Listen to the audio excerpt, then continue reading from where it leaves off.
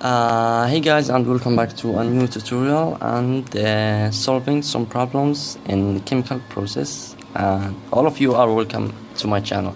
Alright, so today I have a previous exam from your university, and the code is KKEK 1123 from year 2014.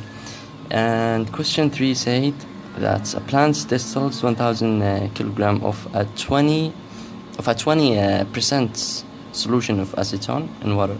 So 50 kilogram of acetone is lost in the residue.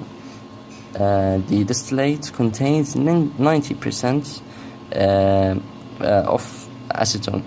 Right, so I ask us to find the weight of this distillate and the residue, and also say do the degrees of free analysis, which is I consider it as an important step to do, even if we didn't mention it, because you can see if it's solvable or not, the problem. Here we have the block diagram.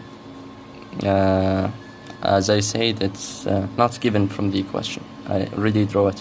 So just like to draw it step by step. First we have the distillator here, and here we have the flow rate, the inlet, which is said it's given that 1000 kilogram. And we have here the spaces or composition, acetone and H2O, and here it said that 20% of acetone, which is the same when you write it 0.2. You just like it's exactly the same. So here we have the residue, and here we have the distillate, right? And right, so as we say, that's do the degrees of freedom analysis. We just call it DOF, as you know. So the number of variables is 2, M1 and M2, and number of equations is 2, acetone and water, which is the number of spaces that we have from the whole diagram. So 2 minus 2 is 0, which is solvable. So now let's go on. Let's begin with the acetone balance. We have here the 1000 times 0.2 is equal to 50 plus M2, and is times with 0.9. And from this equation, directly you can just find M2, which is 166.7 kilogram. We just did it like this, the acetone balance, because we just put the equation, we put in the right side the inlets, and in the in the left side the inlets, and the outlets in the right side, and we just sum all of the inlets and sum all of the outlets, and from this equation you just like have one variable, so it's easy to find it. So for the M1, we just do the overall balance, which is 1000 is equal, we just put 1000 here because we have the inlet is equal to M1, this M1 plus M2, the 2 outlets. So as we know that M2 is equal to 166.7, you just submit it, and then you just like have the result of M1, and that's it for question 3. Let's jump into the next question. Right, here we go. We have question 6 from the same exam. That's say the propane is burned with the excess air to complete the composition, right? So let me check. Yeah, if 55 kilogram of CO2 and 15 kilogram of CO are obtained when propane is completely burned with 500 kilogram of air. So now let's go to the Yeah, right. So it says that we have to determine the following. First, the mass of propane that's burned in a kilogram, right? And we have second thing, percentage of excess air. Third thing that we have to determine is composition of flow. Right. So for gases, here we go with the block diagram. Here we have the reactor, and we have 2 inlets and 1 outlet. We named the first one is M1, and here we have we named it N2 for the flow rates for the propane. Here we have the spaces for oxygen and nitrogen. Of course, we know that the air is contain oxygen and nitrogen, and with this percentage, it's constant. And here we have the reactants, that's just gone out from the reactor. We have CO2, CO, H2O, O2, N2, and each one of them, we just named it to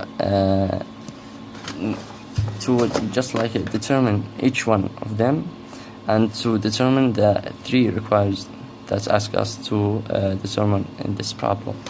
Okay. So our target is to find N2, since it's the easier one. Okay, so first we have to find the molarity mass. Okay, so here we have N3. Here we have the mass on the molar mass for the N3, which is CO2. You just have the division. We got this result. Same thing goes with the N4 and N2. So that's our target, is N2. So our second target is the mass of propane. So we have to determine the mass of propane by multiplying the number of moles of the propane times the molar mass. Here we have it, and we have this results.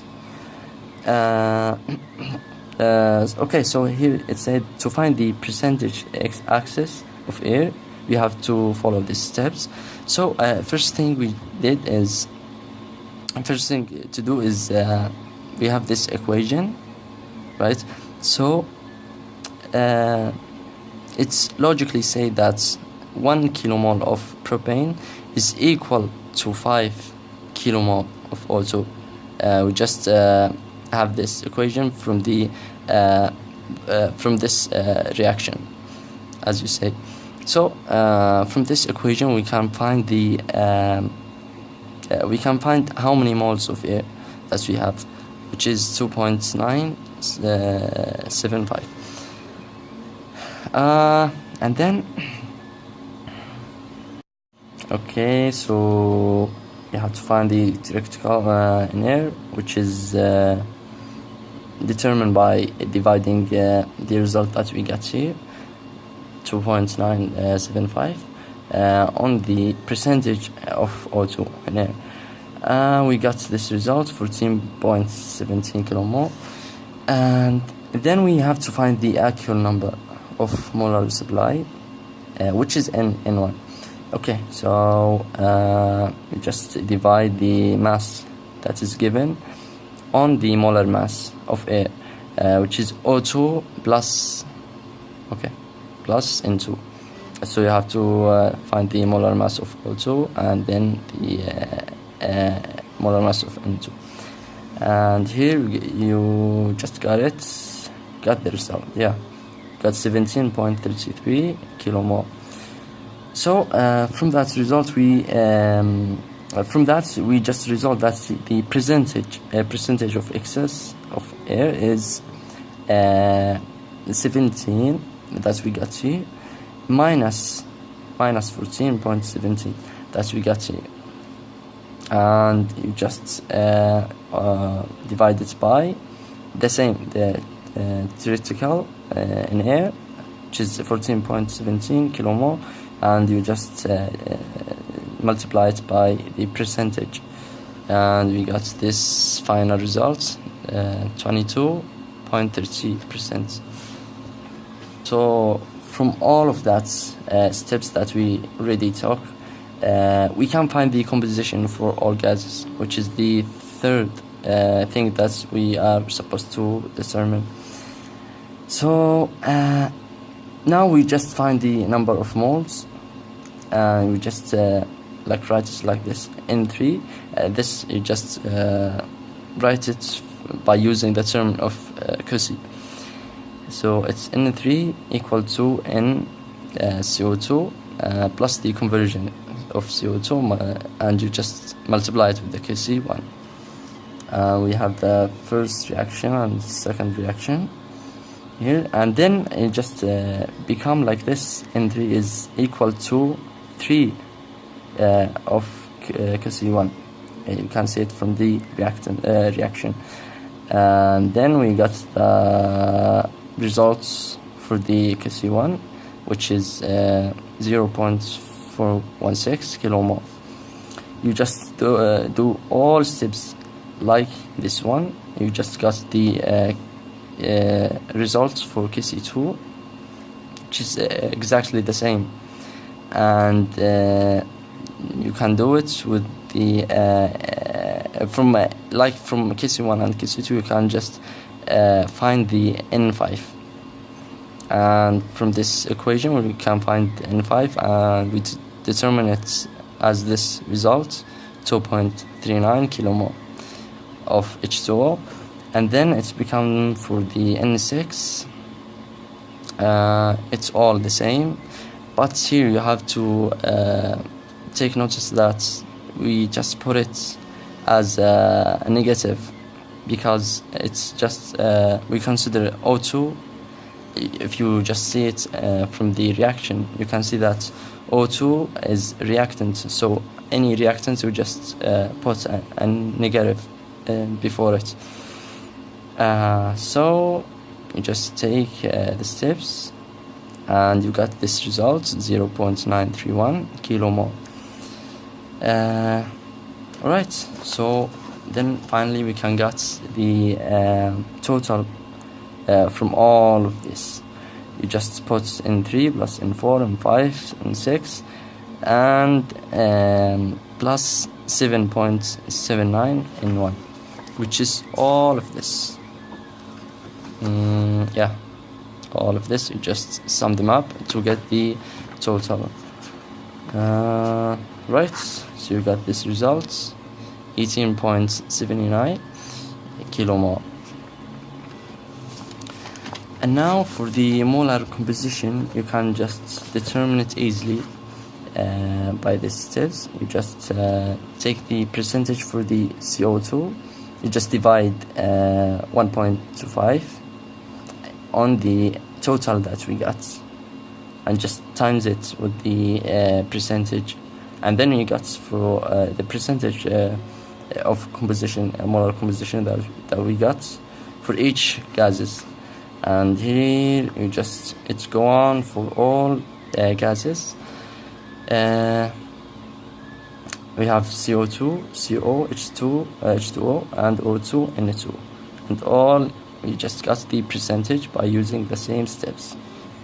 That's it. So thanks for watching, and I hope you have even a little bit of benefits. And any comments, you just like ask me. That's it, and see you guys. Bye.